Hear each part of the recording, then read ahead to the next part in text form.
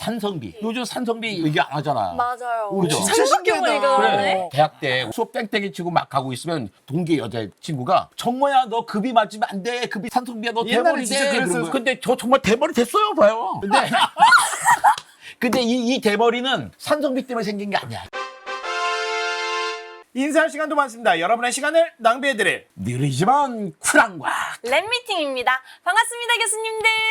반갑습니다. 오늘 전 국립과천 과학관장님이시면서 현재는 각종과학관 펭귄 각종 그치. 과학관이라고 합니다. 펭귄 각종과학관의 관장님 이정무 관장님을 모셨습니다. 네, 반갑습니다, 여러분. 예. 사람들이 펭귄 각종 과학관이 뭐야 그러시잖아요. 네. 제가 겸손하게 표현하면 정말 아시아 최고의 과학관 관장이었습니다. 겸손하니 이 모양이니 겸손하지 않으면 어쩔 뻔했어요. 그러니까 5년간 서대원 자연사 박물관 관장을 했어요. 그렇죠. 네. 그 하루도 안 쉬고 그 다음날 이어서 4년간 서울시립과학관 관장을 했습니다. 또 이어서 하루도 안 쉬고 3년간 국립과천과학관 관장을 했어요. 그러니까 12년간 하루도 안 쉬었던 거예요. 제가 어쩌다 공무원이란 말이에요. 그리고 작년 2월 달에 퇴임하고 나니까 주변 사람들이 불편하는 거예요. 12년간 관장님, 이 관장 하고 불렀는데 앞으로 뭐라고 불러야 되냐. 그 사람의 불편함을 덜어드리고자 제 사무실 이름의 끝에 관으로 껴야겠다. 관장을 부르게 각종 과학관에서 일했잖아요. 거기다 또 중학교 때 별명이 펭귄이었어요. 그래서 펭귄 각종 과학관. 근데 이게 실패했어. 설명이 너무 힘든 거예요. 사람들이 물어본 사람이 많아요. 어떤 기자는 나랑 통화 한 번도 하지 않고 2023년 2월에 가천과학관장을 퇴임한 이정모 씨는 펭귄 각종 과학관을 설립하여 펭귄 연구에 전착하고 있습니다. 내가 막 놀리니까 이제 그 사람은 자기 온라인 기사도 빼고 제발 그 얘기 좀 하지 말라 그러는데 김 기자 내가 오늘 마지막으로 얘기하는데 다시는 안 할게. 오늘 둘 다 어쩌다 공무원에서 저도 그 자리가 공무원 자리인지 모르고 지원을 했거든요. 사실은 합격하고 보니까 공무원이더라고요. 이제 공무원 신분을 벗어던진 두 명이서 오늘 멸종에 대한 이야기를 할 건데 멸종이 찬란해요. 이정모 관장님이 쓰신 책이 또 나왔습니다. 짜잔! 찬란한 멸종. 소설보다 재미있고 다큐보다 감동적이다. 내가 한 말이 아니에요. 이거 누가 쓴 거예요? 편집자가 하셨겠죠. 아, 편집자님 저희 계십니다. 내가 다시 읽어봐도 그래. 내가 내 책을 이렇게 열심히 읽고 있어. 그러네요. 이게 되게 신기한 게 스스로 본인 책이신데 막 여기에 붙여가면서 공부하고 계세요. 멸종에 관심 갖고 된 게 한 25년 돼요. 10여 년 동안 매일 멸종 이야기를 했었는데 너무나 뻔해. 멸종 얘기가. 어떻게 하면 낯설게 할까? 일단 시점을 바꿨어요. 보통 역사라는 거 어떻게 해? 과거부터 현재로 쭉 오잖아요. 네. 그렇죠. 근데 그걸 역순으로 가보자. 2150년부터 거꾸로 갔어요. 그래서 이제 그 미래가 뭐냐면 인공지능이에요. 네. 인류는 다 멸종하고 마지막 인공지능이 살아남았는데 인공지능들은 인간들이 만드는 지식을 활용해서 잘 버티고 있는 거예요. 그렇죠. 거기다 에너지도 있어. 사람들이 만들어 놓은 태양광, 풍력이 잘 돌아가고 있는 거야. 근데 인공지능도 걱정을 하고 있는 거지. 사람들이 사라졌잖아. 유지보수가 안 돼. 그래서 인공지능의 시점에서 또 그 다음 챕터는 저는 우리가 인간들이 지구에서 멸종되기 전에 먼저 화성을 가요. 테라포밍을 하겠다.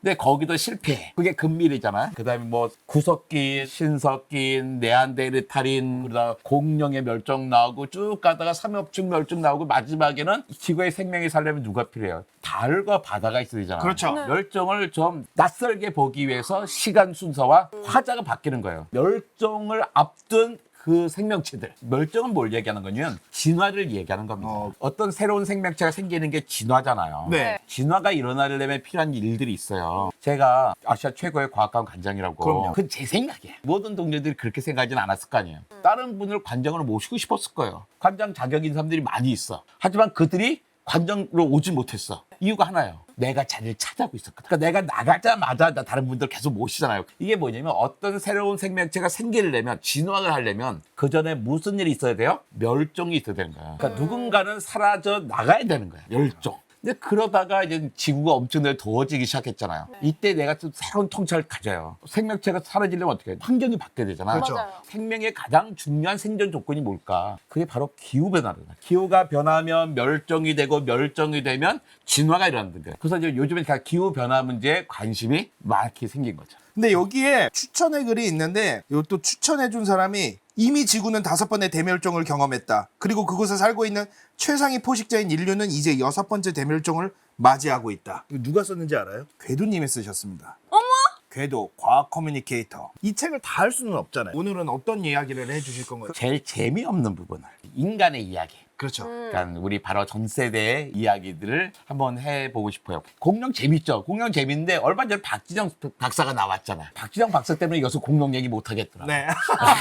내가 더 재밌게 할 수 있는데 예. 이 목차가 찬란한 멸종, 기후변화 그래도 우린 지구에 살아야 된다. 이게 제일 중요한 거예요. 심지어 스티븐 호킹 박사께서도 뭘 하셨어요. 화성 가자 그러셨잖아요. 맞아요. 거의 46억 년 동안 5차례 대멸종이 있었어요. 그렇죠. 네. 대멸종 이후에도 계속 새로운 생명체들이 버텨서 살 수 있었던 곳이에요. 아니 화성을 테라포밍 한단 말이에요. 살기 좋게. 네. 그럴 힘이 있다면, 그럴 노력이 있다면, 그럴 열정이 그런 자원이 있다면 지구를 살게 하면 되지. 근데 찬란한 멸종은 뭐냐면 멸종은 결코 찬란할 수가 없어요. 네. 내가 멸종하면 뭐가 찬란하겠어. 근데 내가 등장하기 전까지 지금의 생태계를 만들기 위해서 그전에 일어났던 모든 멸종들은 우리를 찬란하게 만들어주는 멸종이에요.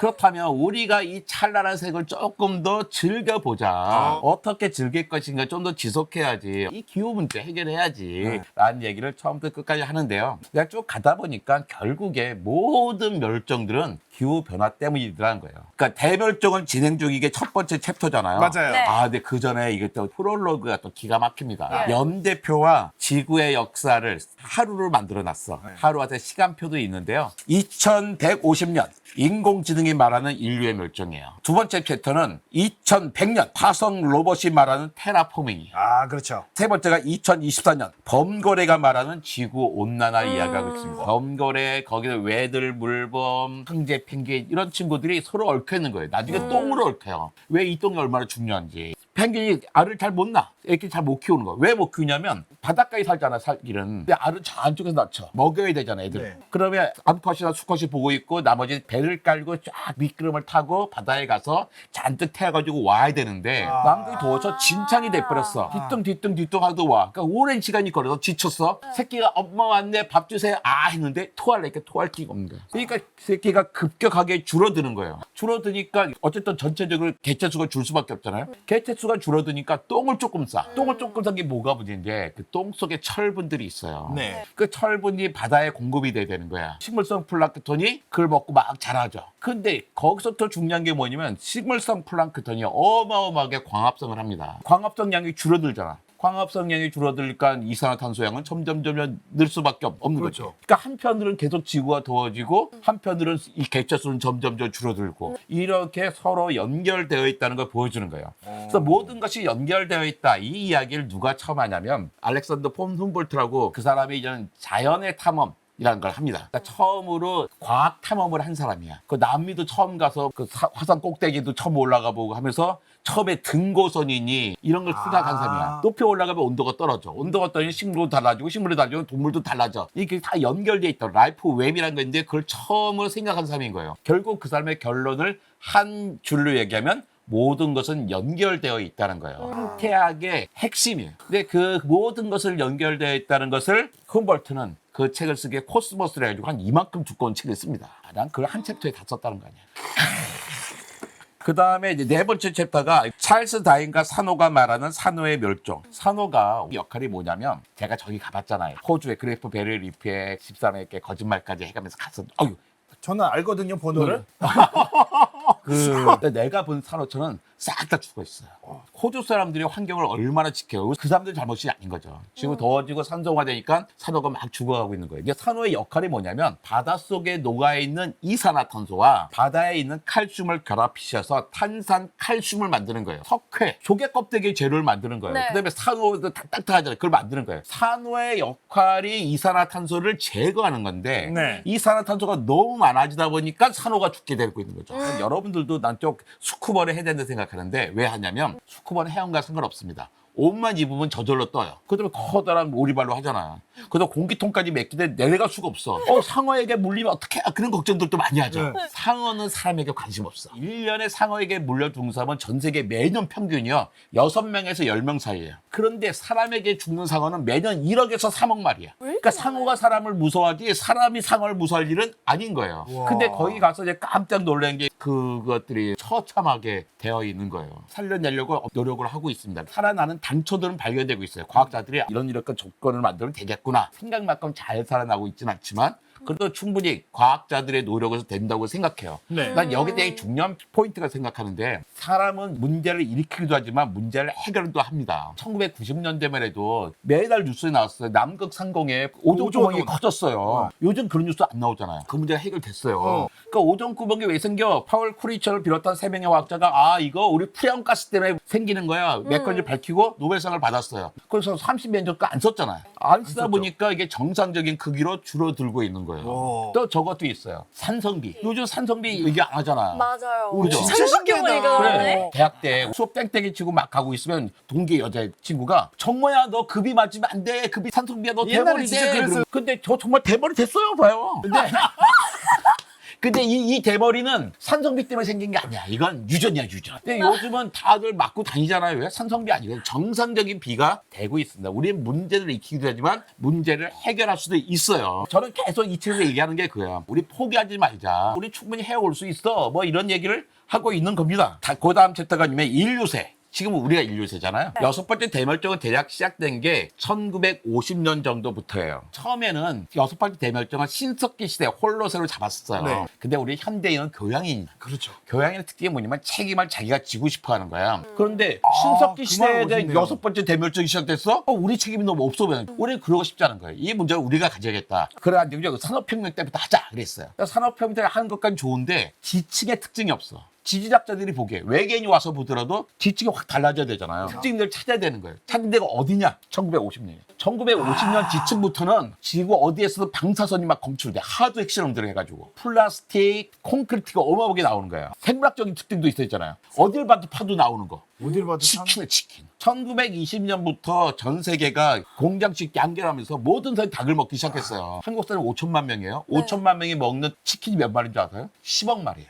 우와. 아니, 많은 거 아니에요. 10억 나누기 5천만 해봐. 1인당 20마리밖에 안 돼요. 여러분 가슴에 손 올 거 생각해봐. 내가 20마리밖에 안 먹나. 훨씬 많이 먹죠. 하긴. 그러니까 이런 식의 특징이 있는 거예요. 근데 인류세의 특징들은 지금 우리가 사는 모습들을 이야기한 거죠. 이걸 누가 얘기냐면 지구가 이야기해 줍니다. 이게 파트 1이야. 파트 2는 뭐냐면 공룡의 멸종으로 탄생한 최고 포식자. 인간이에요. 우리 역사를 배우는 이유가 뭘까요? 역사책에 등장하는 모든 나라는 다 망한 나라. 망한 나라를 배우는 거예요. 왜? 우리가 망하지 않으려고. 자연사도 마찬가지예요. 우리가 멸종을 최대한 늦춰보려고 하는 거죠. 그러니까 지난 5차례의 대멸종을 보니까 그 당시 최고 포식자는 반드시 멸종했어. 이게 문제야. 아니 가장 큰 대멸종이 세 번째 대멸종이었어요. 세 번째 대멸종인데 95%가 생명체 멸종해. 95%가 멸종했다는 뜻은 100마리 가운데 5마리가 살아남았다는 뜻이 아니에요. 수만 마리 가운데 5마리가 살아남는 거야. 왜냐하면 95%가 멸종했다는 것은 100마리 가운데 95마리가 죽었다는 게 아니거든. 100종류 가운데 95종류는 한 마리 사람쯤 어떻게 싹 다 죽어서 멸종했고 5종류가 살아남은데 잘 살아남은 게 아니라 거의 죽었지만 멸종만 당하지 않았어요. 심폐소생만 5% 살아남았잖아.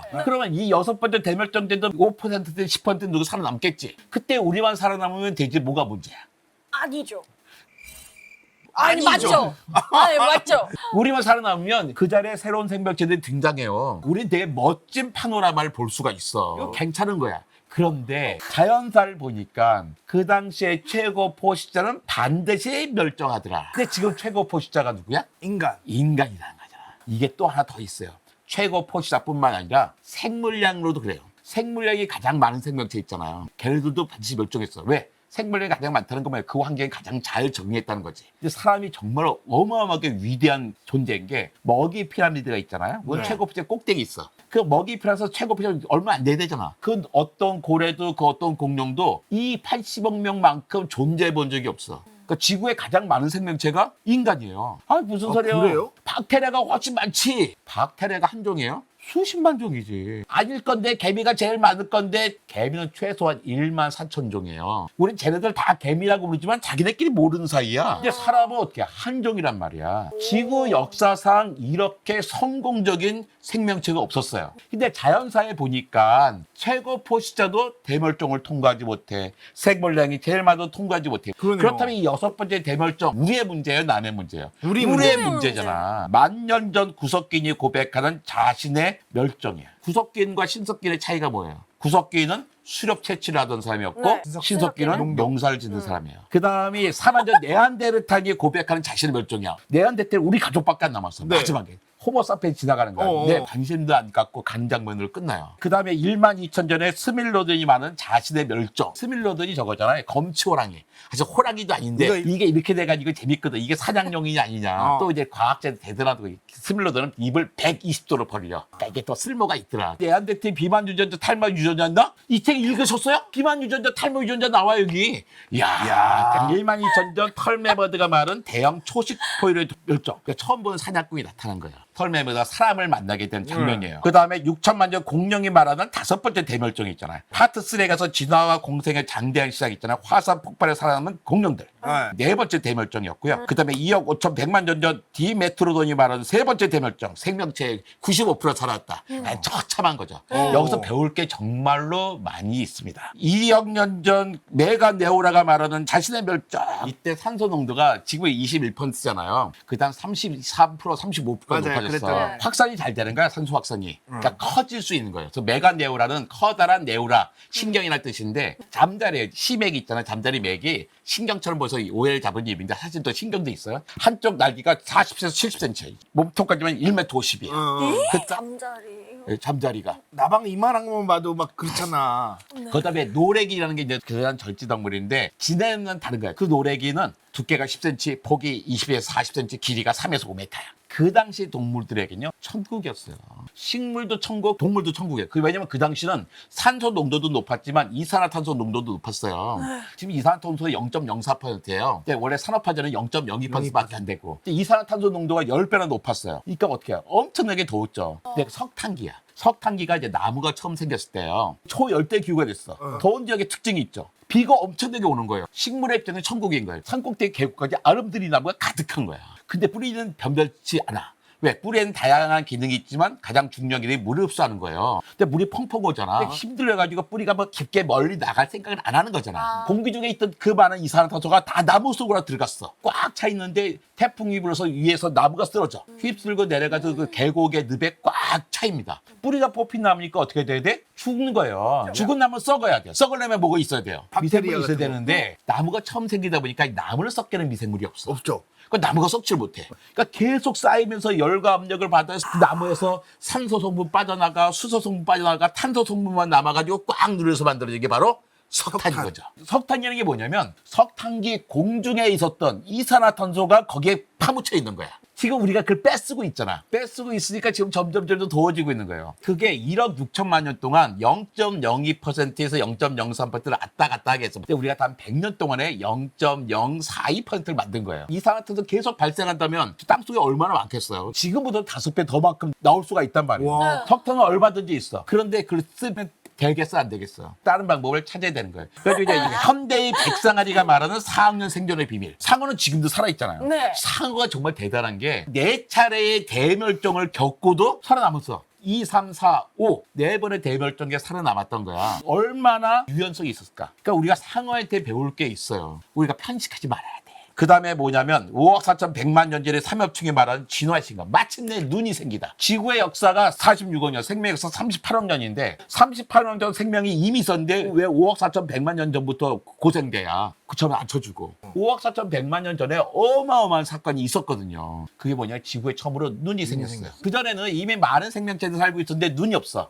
그래서 삶의 목표가 없는 거야. 내가 누굴 쫓아야 돼, 누굴 도망갈지 알 게 없는 거잖아. 그렇죠. 그러니까 입을 벌리고 다니는 거 사실 이뿐만 아니라 온몸에 구멍이 있어서 누군가 들어오면 맛있게 먹고 내가 누군가에 들어가면 재수없게 죽는 거였죠. 근데 갑자기 눈이 딱 생겼어요. 삶의 목표가 생기는 거예요. 내가 누굴 쫓아야 돼, 누굴 도망갈지를 와. 알게 되는 거야. 그게 어떻게 돼요? 헤엄을 쳐야 되니까 지느러미에서 부속줄이 생기고 색깔과 모양도 다양해지고 점점 크기가 커지기 시작했던 거죠. 이때가 생명체가 폭발적으로 증가해요. 다양성이 엄청 증가하는 거야. 찰스 다윈이 이 5억 4천 100만 년 지층을 보고 깜짝 놀래요. 아니 그전까지 생명체 거의 없는데 갑자기 왜 팍 나타나는 거야? 계기가 뭐였을까? 사실 두 가지 썰이 있는데 하나는 이빨이라는 것과 하나는 눈이라는 거예요. 눈이라는 설이 한 95% 정도의 다수설. 5%가 입이라든 소수설인데 여러 가지 이론들이 있잖아. 그 다른 사람이 힘들더라고. 여기도 이제 하나만 딱 가기로 했던 거죠. 10억 년 전 미토콘드리아가 말하는 진화의 시작, 섹스의 시작을 아십니까?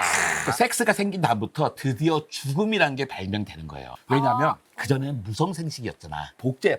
내가 똑같은 게 생겼어. 근데 하나가 부서져 버렸어. 그럼 내가 죽은 걸까? 복제는 내가 그대로 있잖아. 누가 죽었는지 안 죽었는지 이야기할 수가 없는 거예요. 유성생식 암컷과 수컷의 유전자가 받아져서 섞이잖아. 그 유일한 존재가 만들어지기 시작하는 거예요. 이런 의미가 있어요. 자, 그런데 누가 암컷이고 누가 수컷이야? 해마는 수컷 배에서 막 새끼 나오잖아요. 이거 어떻게 나눌까? 배우체로 나눕니다. 배우체가 뭐냐면 정자, 난자가 배우체예요. 난자와 난자가 만나면 얼마나 좋을까? 난자는 에너지가 많잖아. 둘이 만나서 수정하면 얼마나 무럭무럭 잘 자라겠어. 네. 근데 난자와 난자는 만날 기회가 없어. 이동성이 없어. 그러니까 만나질 못해.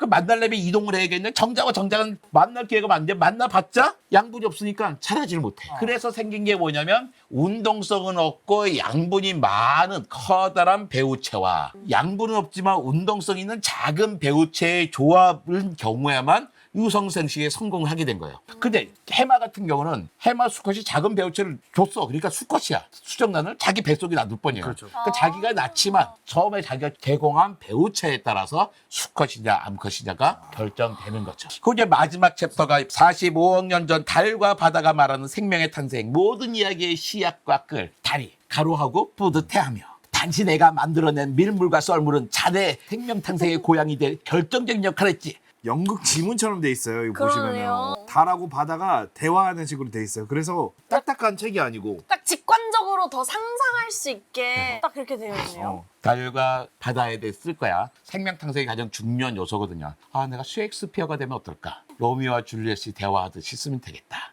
46억 년 전 지금보다 달이 15배쯤 크게 보였고 40억 년 전에도 한 5배쯤 크게 보였거든요. 이때는 약 40억 년 전의 현장이었던 거예요. 목차 소개를 하는데 이제 1시간이 걸렸네. 네. 예, 원래 그- 1시간 하신다 그랬거든요. 가시면 된다 이제. 너무 피곤해가지고 이제- 언론에 들어가 봅시다. 아, 안 되겠네. 이거. 인사할 시간도 많습니다. 여러분의 시간을 낭비해드릴 느리지만 쿨한 과학. 랩 미팅이었습니다. 감사합니다, 교수님들. 감사합니다.